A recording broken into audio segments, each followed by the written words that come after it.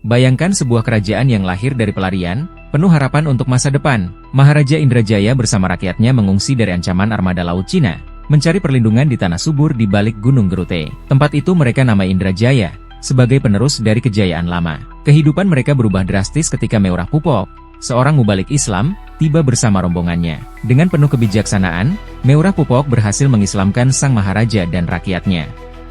Tak hanya itu, ia diangkat menjadi raja, dan wilayah itu pun berganti nama menjadi Kerajaan Islam Jaya. Generasi penerusnya, seperti Meureuhom Onga, melanjutkan kejayaan, meski di kemudian hari kerajaan ini sempat kacau. Saat itu, Raja Inayat Shah dari Kerajaan Darussalam mengirim putranya, R.I. Ayat Shah, untuk memimpin. R.I. Ayat Shah pun naik tahta dengan gelar Sultan Salatin R.I. Ayat Shah. Namun, konflik muncul ketika Portugis memengaruhi Kerajaan Islam Jaya, hingga insiden berdarah terjadi. Perdamaian akhirnya terjalin lewat pernikahan Sultan Syamsu Shah dari Darussalam dengan Putri Hur.